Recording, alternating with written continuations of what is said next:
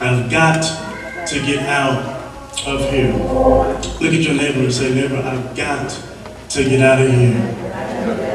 Look at your other neighbor and say, neighbor, tonight. Say, tonight, I've got to get out of here. Hallelujah. On October 24, 2009, Richmond High School in Richmond, California held their homecoming dance.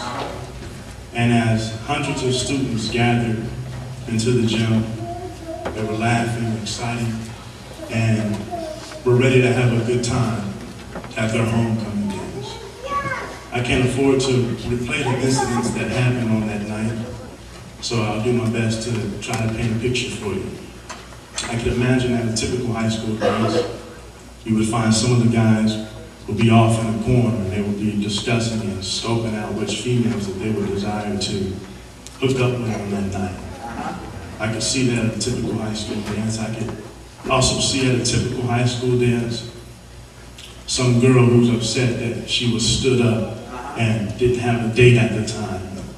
She would be talking to her homegirl, feeling like she was a lame because she wasn't with anyone on the night.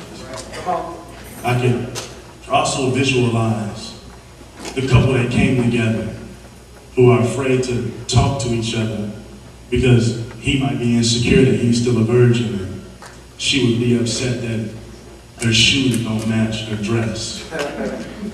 I could also see at a typical high school dance the two young girls who are arguing with each other, fighting over this young man that doesn't want either one of them. And so as they're in the gymnasium, text messaging, threatening thoughts back and forth the room, he's in the bathroom getting his Mac on with another female.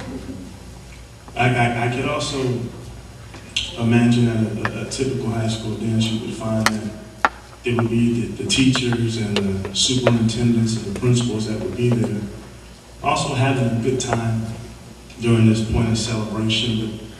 But in the back of their mind, they would be wondering when the night was going to be over so they could get home and see their family and have a good cooked meal. And while all of this would have been going on in the gymnasium, in a small back alley beside the high school, a 15-year-old girl's life was changed forever. During the time of the homecoming dance, she was being raped, beat, and tortured. And as word got out concerning what was going on to the gymnasium, others came to watch, and some came to participate in this real-life nightmare that they say lasted over 2.5 hours. There was a total of 20 that stood and watched. Now she was being beat and gang raped by 10 other individuals.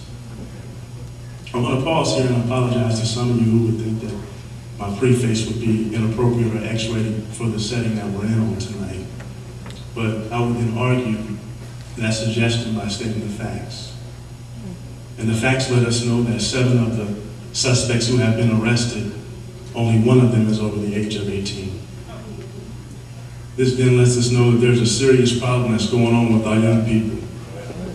And looking at this situation, it would be easy for us to want to dissect the psychosis of the individuals who committed this heinous crime. It would be smart for us to want to look at their background and see how these individuals were raised. If we were deciding that we wanted to solve this case, we would want to look at their home life. And after looking at their home life, we would want to see if they had 2 parents in the home with them. Did they grow up with food on the table every night? Did they grow up with an opportunity to bathe themselves on a regular?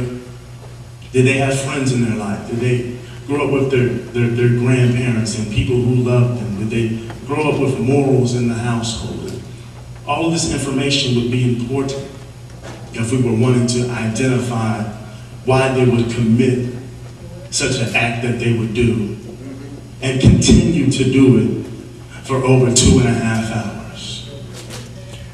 all of this information would be good, but I didn't have an opportunity to talk to any of these victims. I didn't have an opportunity to interview any of the reporters or talk to some of their teachers that they had through elementary or high school to figure out if they were problem children or not. I didn't have that opportunity, but there was a question that was posed by one of the reporters who studied this case, and I second this question, and she did not look at the perpetrators, she looked at the ones who were there standing watching the whole time. And the question that she asked is, why did not anyone come forward? That's a question that we must ask. Why did not anyone come forward?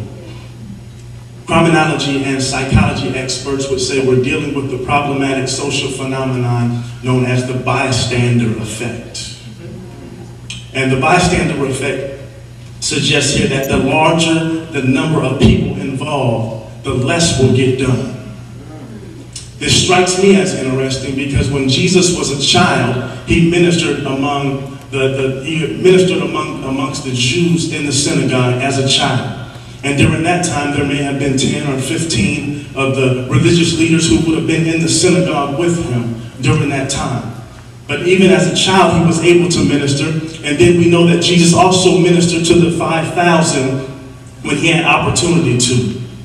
And when Jesus was in front of the governor, when he was in front of the Jews, the Gentiles, and the Sanhedrin, and all of the people who were before him, when he was asked the question, "Are you the king of the Jews?" surrounded by the multitudes, he said, "It is as you say so." In other words, as the numbers get larger, the anointing should always increase on your life. But sometimes we find ourselves and we find our young people on today dealing with issues and dumbing down their standard because they want to fit in with everybody else. But God is calling our young people to begin to raise up and to stand up and not be a bystander when they see certain situations going on. God is calling us young adults to stand up and be the light in a dark place when we see things going on. He's calling us to open our mouth and say something.